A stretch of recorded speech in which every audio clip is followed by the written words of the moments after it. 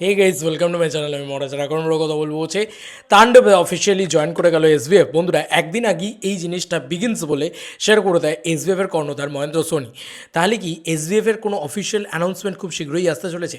তাণ্ডবের official announcement খুব শীঘ্রই আসতে চলেছে। থ্যাঙ্কস টু পৌশালিদি আগে ভিডিওটা বানিয়েছে, তারপরে সেখান থেকে দেখলাম, তারপরে আমি বুঝতে পারলাম যে মেগাস্টার শাকিব খান কিন্তু এই চুক্তিবদ্ধ হওয়ার যে মূল ভাইরাল যে ভিডিওটা বা ভাইরাল যে ফটোটা, ভিডিও না সো কল ফটোটা, সেই সো কল ফটোটা সেটাই কিন্তু শেয়ার করে অলরেডি রায়ান রাফি বা শাকিব খান তারা সবাই শেয়ার করেছেন সেই ছবিটা। কিন্তু মহেন্দ্র সোনিও কিন্তু সেটাকে শেয়ার করেছেন। কিন্তু এটা এক্ষুনি করেছেন বা ইতিমধ্যে করেছেন এমনটা নয়, এটা কিন্তু একদিন আগে শেয়ার করা ছবি। তার মানে মহেন্দ্র সোনি যে এই ছবির সাথে চুক্তিবদ্ধ থাকছেন, এসভিএফ যে এই ছবির সাথে চুক্তিবদ্ধ থাকছে, এটা তুমি আমি প্রত্যেকেই কনফার্মলি বুঝতে পারছি। কিন্তু আমি সকালবেলা একটা ভিডিও বানিয়ে তোমাদেরকে বলেছিলাম, মানে সকালবেলা বা দুপুরবেলা, যে কেন তাণ্ডবের কোনো অফিসিয়াল অ্যানাউন্সমেন্ট আসছে না। সেটা সম্ভবত বরবাদের কোনো রকম নষ্ট হয়ে যাওয়ার ভয় বা বরবাদের হাইপ নষ্ট হয়ে যাওয়ার ভয়, এটা আমার মনে হয়েছে। বা আরও একটা দিক হতে পারে যে এখন অবধি তারা ওরকম কোনো অ্যানাউন্সমেন্ট ভিডিও বানিয়ে উঠতে পারেনি। লাইক তুফানে যেরকম দেখবে একটা অ্যানাউন্সমেন্ট ভিডিও, সে গাড়ি যাচ্ছে হচ্ছে, মানে একটা অ্যানিমেটেড অ্যানাউন্সমেন্ট ভিডিও ছিল, বাট সেটা একটা অ্যানাউন্সমেন্ট ভিডিও ছিল।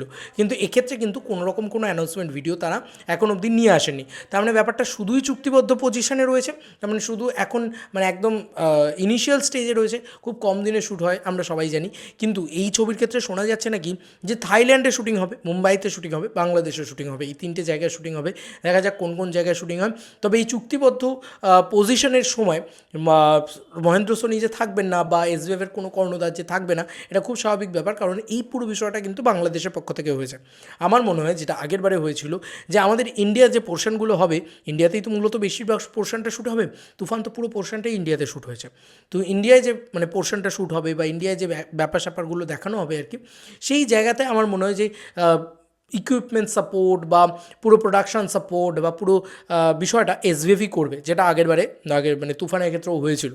দেখা যাক যে কী হয় এক্স্যাক্টলি। তবে এক্সাইটমেন্ট তো আছেই অবভিয়াসলি, বারবার বলছি রায়ান রাফি বলেই এক্সাইটমেন্ট আছে, আরও বেশি করে এক্সাইটমেন্ট আছে, কারণ ডিরেক্টরের উপরে চোখ বন্ধ করে ভরসা করা যায় যে 200% এন্টারটেনমেন্ট রায়ান রাফি আমাদেরকে দেবে। তুফানের মতন এন্টারটেনমেন্ট দিতে পারলে তো আর কোনো কথাই নেই। গানগুলো যদি ওই লেভেলে হয় তাহলে তো আরোই কোনো কথা নেই। তাণ্ডবের সাথে অফিসিয়ালি জয়েন করে গেল তাহলে এসভিএফ। কিন্তু এটা কিন্তু আজ নয়, যখন তাণ্ডবের অফিসিয়াল অ্যানাউন্সমেন্ট শাকিব খানের পক্ষ থেকে হয়েছে, যখন তাণ্ডবের অফিসিয়াল অ্যানাউন্সমেন্ট রায়ান রাফির পক্ষ থেকে হয়েছে, তখনই কিন্তু এসভিএফও জয়েন করে গেছে। ইয়েস, মানে এসভিএফ কিন্তু এই প্রজেক্টটার সাথে ছিলই, জয়েন হয়। কারণ এই ছবিতে তিনটে প্রডিউসার আমরা বুঝতেই পারছি, আলফা আইট, চরকি এবং এসভিএফ। ঠিক আগের বারের মতনই কিন্তু এবারেও এসভিএফের চ্যানেল থেকে এবং চরকির চ্যানেল থেকেই কিন্তু গান ইত্যাদি আসতে থাকবে, টিজার ট্রেলার ইত্যাদি সব কিছুই আসতে থাকবে। দেখা যাক যে এবারের আগের বারের মতন হাইপটা ওঠে কিনা। আমি ওইটার জন্য ওয়েট করে বসে আছি যে হাইপ কোন লেভেলে ওঠে, মানে কোন লিগে ওঠে, কোন লেভেলে ওঠে। এটার জন্য আমি 200% অপেক্ষা করে আছি। আমার বিশ্বাস যে হেভি হেভি হেভি হাইপ উঠবে। তাণ্ডব নিয়ে হেভি আলোচনা হচ্ছে, সব জায়গায় সবাই মিলে এ করছে। কেন বলো তো? ওই যে রায়হান রাফি শাকিব খান একসাথে আসছে, এই ব্যাপারটাই মানে একটা বিশাল বড় খবর। আর বাংলাদেশের যে কত বড় পপুলার পরিচালক রায়হান রাফি, সেটা আমি এখন আরও আইডিয়া করতে পারছি। তুফানের সময় তো ভাই মানে ম্যাসিভ লেভেলের হাইপ উঠে গেছিলো, বাট এবারে যেন একটু বেশি আগে থেকে আলোচনা হচ্ছে, তাই না? ভালো করে লক্ষ্য করে দেখবে। তো আমি তো বেশ এক্সাইটেড হয়ে যাচ্ছি। এবার এসবিএফের পক্ষ থেকে যেটা আমার সবথেকে বেশি দরকারি, মানে আমাদের সবথেকে বেশি দরকারি একটা অফিসিয়াল অ্যানাউন্সমেন্ট, সেটা দেখা যাক। যে আমার মনে হয় যে বরবাদ শুটিং মানে রিলিজের পরেই হয়তো সেই অফিসিয়াল অ্যানাউন্সমেন্টটা আসবে, যেখানে আমরা কোনো অ্যানাউন্সমেন্ট ভিডিও দেখতে পাবো, অ্যাজ লাইক মানে ফার্স্ট লুক যেটাকে বলা যেতে পারে।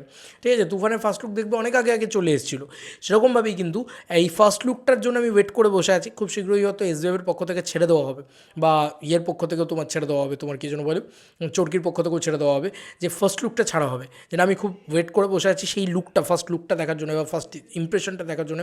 কারণ মনে আছে তুফানের ক্ষেত্রে ছেড়ে দেওয়া হয়েছিল যে ওই অ্যানিমেটেড লুকটা, অ্যানিমেটেড একটা ভিডিও টাইপ বিষয়পত্র আনা হয়েছিল প্রথমত। সেকেন্ডারিলি দেখবে মানে দ্বিতীয়ত সেকেন্ডারিলি বললাম, যাই হোক, দ্বিতীয়ত যে জিনিসটা করা হয়েছিল পরবর্তীতে, যখন মানে এরকম বসে আছে একটা পোস্টার নিয়ে আসা হলো, শাকিব খান এরকম সিগার নিয়ে বসে আছে, ওটা দারুণ ঘ্যামা ছিল। তো ওরকম কিছু একটা করা হবে আমার বিশ্বাস, যে খুব শীঘ্রই হয়তো নিয়ে আসতে চলেছে।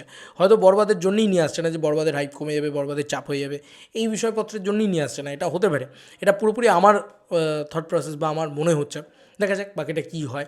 তবে ওইটার খুব দরকার, মানে ওই রকমের অ্যানাউন্সমেন্ট ভিডিও এলে উফ জমে যাবে। এখন অব্দি এসবিএফ কিন্তু অফিসিয়াল অ্যানাউন্সমেন্ট ভিডিও নিয়ে আসেনি। এসবিএফ চুক্তিবদ্ধ হয়েছে, এটা এসবিএফ জানিয়ে দিয়েছে, সেটা সঙ্গে সঙ্গেই জানিয়ে দিয়েছে। তাও আমার মনে হলো এই ভিডিওটা তৈরি করা যে উচিত।